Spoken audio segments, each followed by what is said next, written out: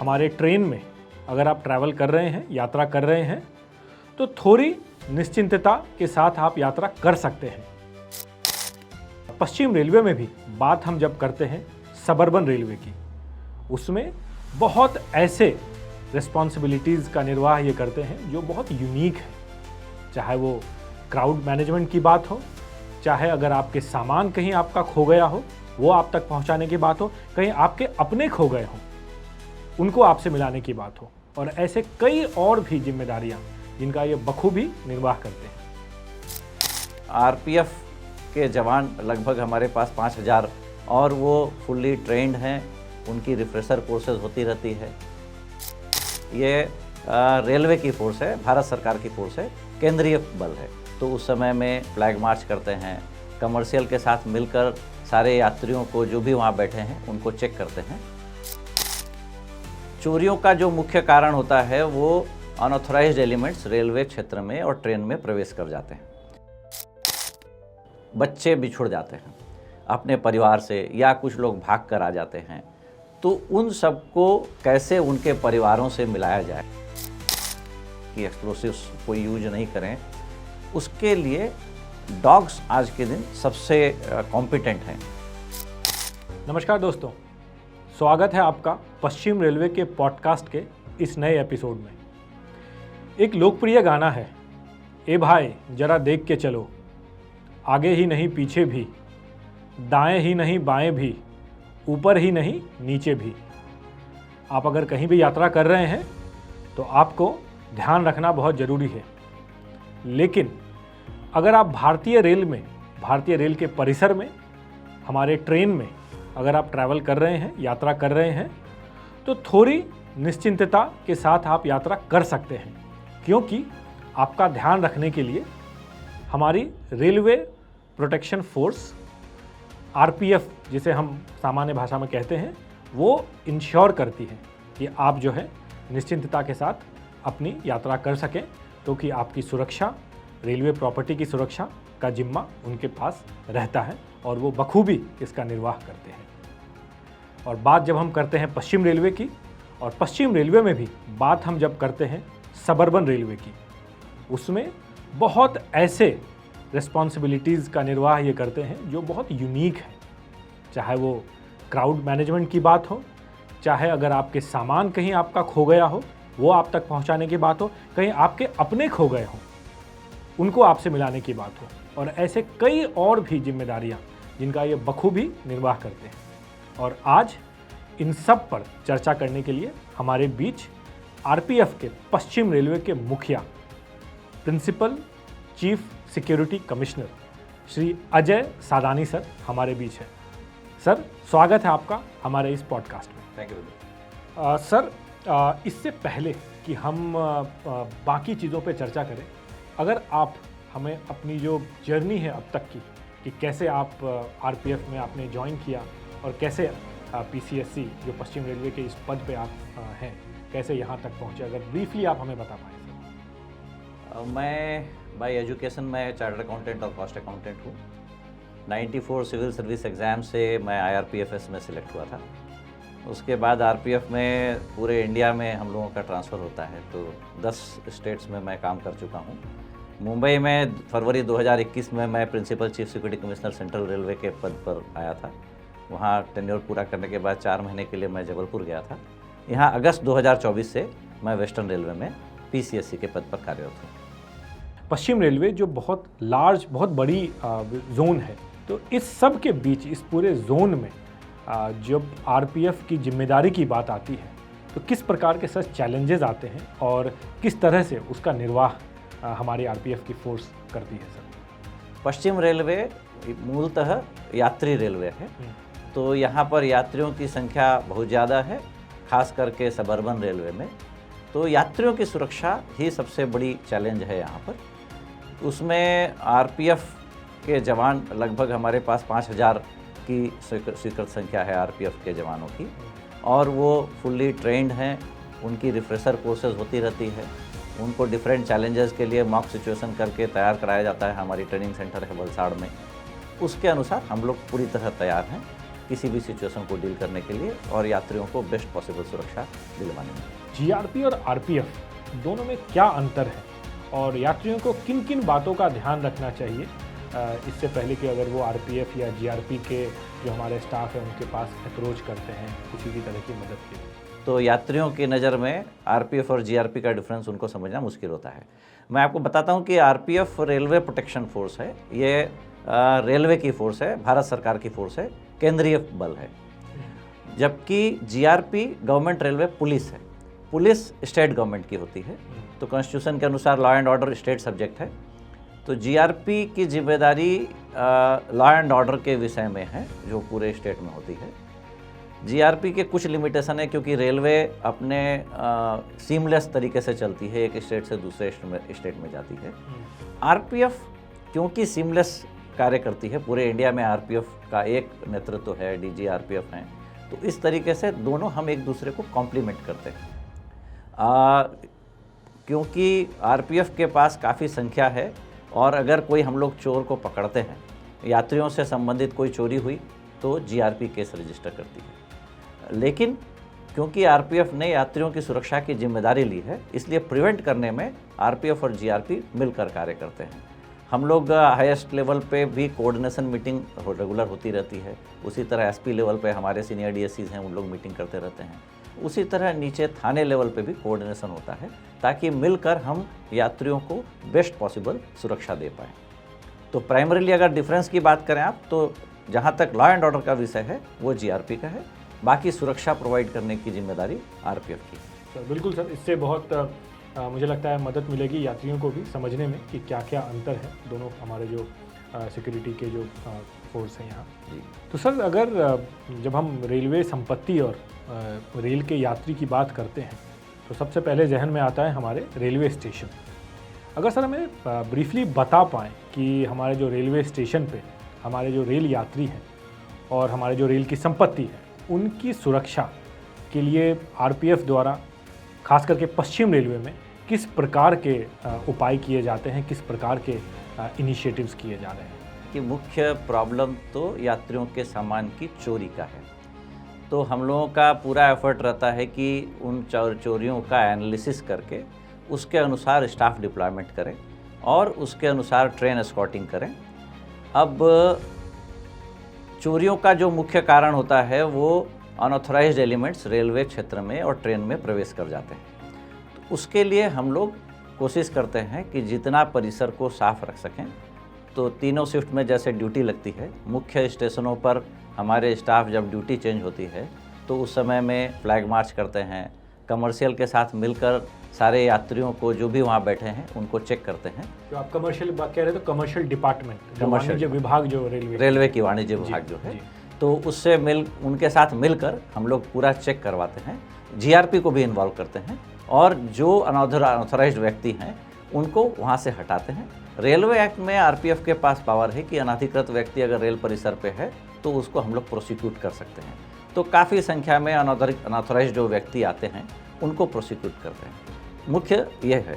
इसके अलावा हम लोग बहुत सारे ऑपरेशंस चलाते हैं जो कि यात्रियों की मदद के लिए हैं। जैसे कि बच्चे बिछुड़ जाते हैं अपने परिवार से या कुछ लोग भाग कर आ जाते हैं, तो उन सबको कैसे उनके परिवारों से मिलाया जाए, उसके लिए ministry of women and child development की एग्रीमेंट हुई है, एमओयू साइन हुआ है रेलवे मिनिस्ट्री के साथ, जिसके तहत चाइल्ड हेल्प डेस्क बनाया गया है जिसमें स्टेट गवर्नमेंट आदमी भेजते हैं और हमारे जितने आरपीएफ के जवान हैं वो अलर्ट रहते हैं, प्रोएक्टिव रहते हैं। उनको सेंसिटाइज किया गया है कि अगर कहीं बच्चे अगर कहीं दिखे अकेले या उस टाइप के जो लगते हैं कि ट्रैफिकिंग करके लिए जा रहे हों तो उनको रेस्क्यू करके हम लोग लाते हैं। यात्रियों को भी अवेयरनेस कैंपेन चलाया जाता है कि अगर इस तरीके के बच्चे आपको दिखें तो उनको बताएं।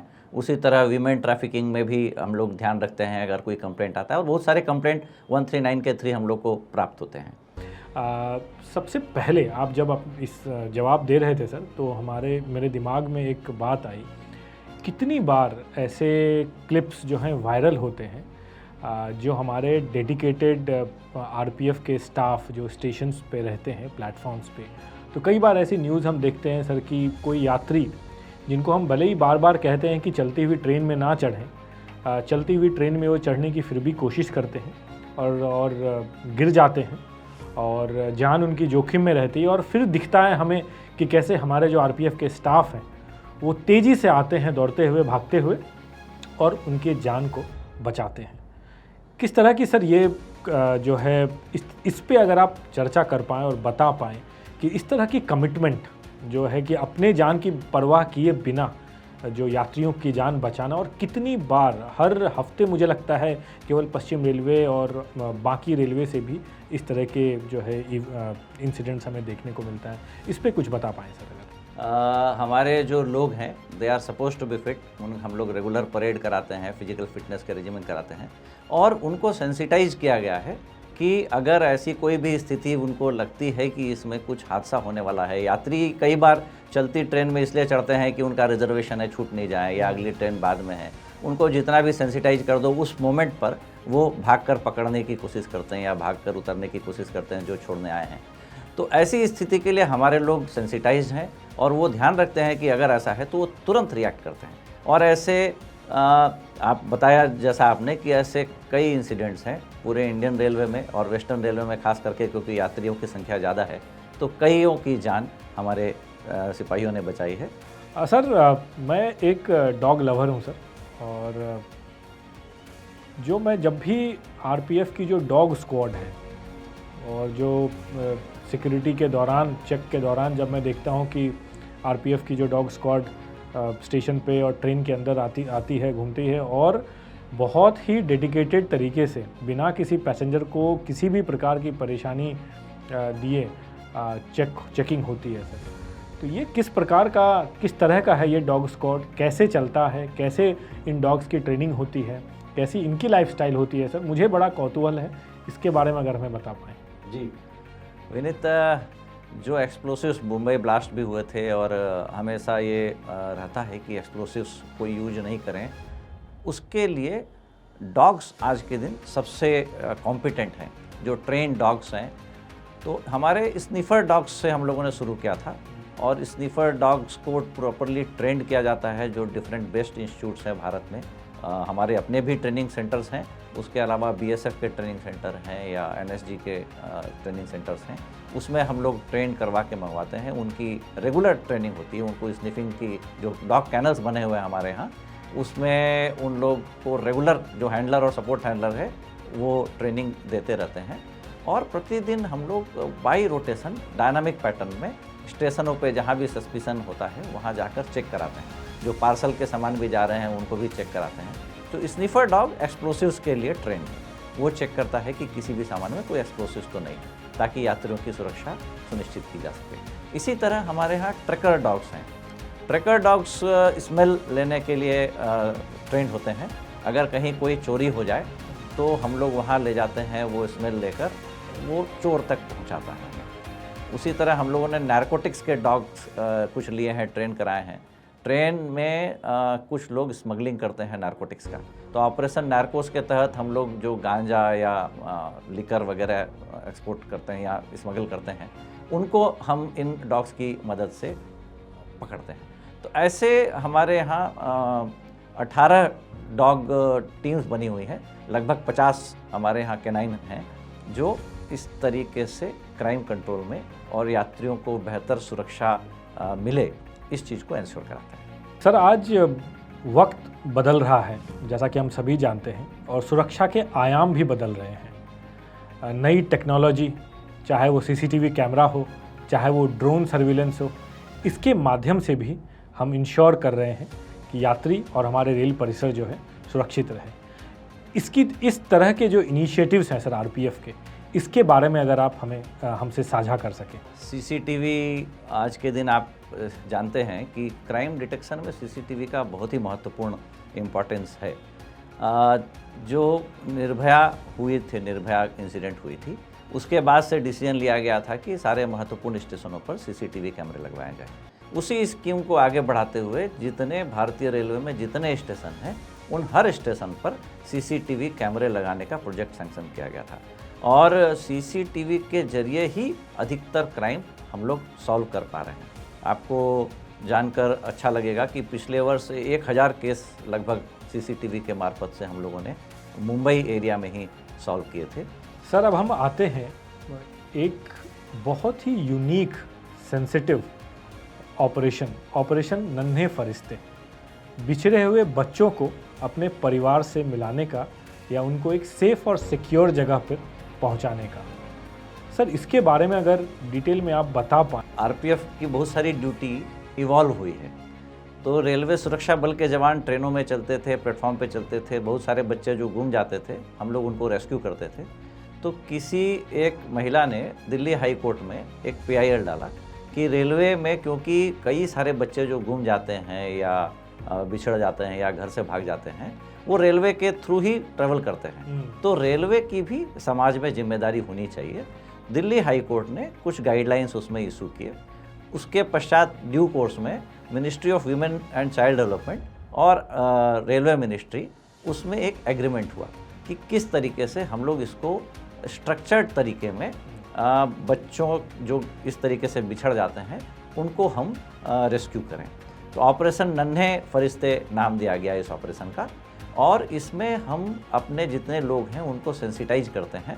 इसमें जो TT भी हैं, रेलवे सुरक्षा बल मेन रोल अदा करती है और वो इंटरेक्ट करती है सारे जो स्टेक होल्डर्स हैं इसमें, और हम अपने ट्रेनिंग में भी इनको इंक्लूड किए हैं। सारे स्टाफ को सेंसिटाइज किया जाता है कि किस तरीके के बच्चों को आप समझ सकते हैं कि ये घर से भागे हुए हैं। हमारी कुछ सदस्याएं हैं जो आरपीएफ की मेंबर्स हैं, वो ट्रेंड है कि कैसे बच्चों को कंफर्टेबल करके उनसे इंफॉर्मेशन निकाले कि वो कहाँ से आए हैं। उसके बाद हम लोग CWC होता है, चाइल्ड वेलफेयर कमेटी, हर डिस्ट्रिक्ट में सरकार की तरफ से बनी हुई है, उनके पास ले जाते हैं और इंश्योर कराते हैं कि यथासंभव वो अपने परिवार के साथ जल्द से जल्द नियम को फॉलो करते हुए मिल रहे हैं। इस वर्ष में भी ऑलरेडी 350 बच्चों को हम लोगों ने रेस्क्यू किया है 2025 में जून तक के महीने। सर इसी तरह का जो इनिशिएटिव है आरपीएफ की, जो सिंगल लेडीज़ जो ट्रैवल करते हैं ट्रेन से, पर्टिकुलरली लॉन्ग डिस्टेंस ट्रेन से, उनके लिए भी मेरी सहेली ऑपरेशन चलती है सर। इसके अगर डिटेल में जा पाएँ सर कि किस प्रकार से इस ऑपरेशन को क्रियान्वित करते हैं और क्या क्या इसके एस्पेक्ट्स हैं। ये भी इवॉल्व हुआ। मैंने हम लोग ट्रेन को तो एस्कॉर्ट करते हैं, लेकिन कई बार सिंगल लेडीज़ होती हैं, उनको सेंस ऑफ कंफर्ट नहीं आ पाता है, खास करके जब जेंट्स उनके आसपास हों, तो उनको कंफर्ट सेंस ऑफ सिक्योरिटी दिलवाने के लिए ये मेरी सहेली स्कीम चालू की गई थी। उसमें हम लोग शुरू में तो जो ट्रेन में जाते थे और हर यात्री को पूछते थे, फिर हमने उनको फर्दर ग्रेजुएट हुए। हम लोग अब प्रबल के थ्रू, एक हमारे पास ऐप है जिसमें PRS में जितने भी डाटा है उससे फेच कर लेते हैं कि कौन कौन सिंगल लेडीज़ ट्रैवल कर रही हैं। सर ये जो CCTV का प्रयोग होता है हमारे स्टेशंस पे और हमारे कोचेज़ में सर, इसके बारे में अगर थोड़ा और डिटेल में बता पाएँ कि क्या है, और FRS जो फेशियल रिकॉग्निशन सिस्टम है वो कैसे काम करता है, और किस तरह से डेटा का इस्तेमाल करके हम जो है जो भी एलिजेड परपेट्रेटर्स हैं उन तक पहुंचते हैं या उनको पकड़ते हैं सर। जी विनीत, एक्चुअली हम लोग एक ऑपरेशन यात्री सुरक्षा चला रखे हैं, यात्रियों को बेहतर सुरक्षा देने और जो क्रिमिनल हैं उनको अरेस्ट करने के लिए। उसके तहत एक फुल प्रूफ सुरक्षा देने की कोशिश होती है। मैं आपको समझाता हूँ, जैसे CCTV हमारे लगे हुए हैं और वो स्टेशन के जितने महत्वपूर्ण स्थान हैं, यात्री जब स्टेशन परिसर पर प्रवेश करता है और जब तक वो स्टेशन परिसर पर रहता है, किसी न किसी कैमरे से कवर रहे। ये ISS इंटीग्रेटेड सिक्योरिटी स्कीम के तहत जितने स्टेशन सिलेक्ट किए गए हैं जहां अपराध होने के ज़्यादा चांसेस हैं, उन स्टेशनों पे है। बाकी स्टेशनों पर भी सारे प्रमुख स्थानों को CCTV से हमने कवर कर रखा है। अब उसमें एक फीचर है FRS का, facial recognition system. Facial recognition system में सॉफ्टवेयर ऐसा है कि हम जिसका फ़ोटो डाल देंगे, जो क्रिमिनल है या जिसके बारे में सस्पिशन है कि वो क्राइम कर सकता है, हम अगर अपने सर्वर में उनके फ़ोटो डाल देते हैं, वो व्यक्ति अगर स्टेशन परिसर पर एंटर करता है तो ये जो FRS जिनमें लगे हुए हैं, जो एंट्री पॉइंट्स हैं, उन सब में FRS कैमरा एनेबल किया हुआ है, वो अलार्म दे देता है हमारे कंट्रोल रूम में कि यह व्यक्ति सस्पिशियस है। मतलब ये व्यक्ति वापस जिसको आप ढूंढ रहे थे वो इस स्टेशन पे घूमता हुआ वो स्टेशन पे दिखाई दे रहा है। जी जी। तो उसमें अगेन हम लोग जो सेट कर देते हैं कि हमें 90% या 95% या 99% अगर मैचिंग हो रहा है तो वो अलार्म दे, तो स्टेशन के अनुसार हम लोग उसको सेंसिटिविटी सेट कर देते हैं। और अगर ऐसा कोई व्यक्ति दिखाई पड़ता है तो हमारे सीसीटीवी कंट्रोल रूम में VHF सेट लगे हुए हैं, जो वॉकी टॉकी के थ्रू जो हमारे स्टाफ फील्ड में है उनको बताया जाता है कि यह व्यक्ति सस्पिशियस है, इसे चेक कर लिया जाए। 2 व्यक्ति हमारे फील्ड पे हैं जो RPF स्टाफ फील्ड पर हैं, वो वहाँ जाकर उन लोगों से बातचीत करते हैं। अगर सस्पिशन लगता है सही है तो उन्हें थानों में लाया जाता है और वेरीफाई किया जाता है कि वो क्रिमिनल है या नहीं है। सर, इसी दिशा में जब हम बात करते हैं मुंबई सबर्बन ट्रेन सिस्टम की, सर, जो हमारा ये पूरा मुंबई सबर्बन का नेटवर्क है, तो पूरे भारत में जितने पैसेंजर रेल से चलते हैं उसका 1/3 ऑलमोस्ट 1/3 जो है वो केवल मुंबई के सबर्बन सिस्टम में ही डेली चलते हैं। तो जाहिर सी बात है अलग तरह के चैलेंजेस आएंगे, यूनिक चैलेंजेस आएंगे, और उन चैलेंजेस में जो हमारे RPF के स्टाफ हैं वो भी बखूबी अपना रोल अदा करते होंगे, और ये रोल भी बड़े यूनिक और डिफरेंट होते हैं। इसके बारे में अगर बता पाए कि सर किस प्रकार के चैलेंजेस सबर्बन सिस्टम में आते हैं और कैसे हमारे RPF के जो डेडिकेटेड स्टाफ है, जो पूरी टीम है, किस प्रकार उन चैलेंजेस को मीट करती है। सर, आपने सही कहा विनीत, सबर्बन सिस्टम के चैलेंजेस टोटली डिफरेंट हैं, कई मामलों में डिफरेंट है जो और कहीं नहीं मिलते। यहाँ यात्रियों की संख्या इतनी ज़्यादा है, ट्रेन्स इतनी फ्रीक्वेंट है, तो यहाँ क्राउड मैनेजमेंट अपने आप में एक बहुत बड़ा चैलेंज हो जाता है। यात्रियों एक साथ निकलते हैं और एक साथ फिर ट्रेन में आते हैं। कभी बारिश हो जाए तो अचानक भीड़ इतनी ज़्यादा बढ़ जाती है, लोग निकल नहीं पाते हैं। उस समय में इंस्टेंट किस तरीके के डिसीजंस लेने हैं वो हमारे लोग उसके लिए ट्रेन हैं, और वो इंश्योर करते हैं कि क्राउड मैनेजमेंट सही तरीके से हो जाए। यहाँ जो स्नैचिंग वाले केसेस हैं वो भी ज़्यादा होते हैं। इतनी भीड़ में लोग मोबाइल छीन कर भागने की कोशिश करते हैं, और ऐसे में भी अगर बहुत बार तो हम लोग रंगे हाथ पकड़ लेते हैं, यात्रियों की मदद से पकड़ते हैं। कई बार यात्री खुद पकड़कर उन्हें हैंडओवर करते हैं, या हमारे जवान पकड़ लेते हैं, या फिर सीसीटीवी की मदद से उन बहुत सारे केसेस हैं जिनको हम पकड़ते हैं। आने वाले सालों में, आने वाले समय में किस प्रकार की योजना है RPF की जिससे हमारे जो सुरक्षा है यात्रियों की और हमारे रेलवे प्रॉपर्टी की वो और सशक्त हो सके, इसके बारे में अगर कुछ शेयर कर पाएँ। फ्यूचर में मुझे लगता है कि यात्रियों से भी हमें बहुत अपेक्षा रहेगी। ऑलरेडी आप जानते हैं कि पुलिसिंग का कार्य कुछ पुलिस वाले या कुछ RPF वाले नहीं कर सकते, इसमें सबका सहयोग चाहिए। बिल्कुल।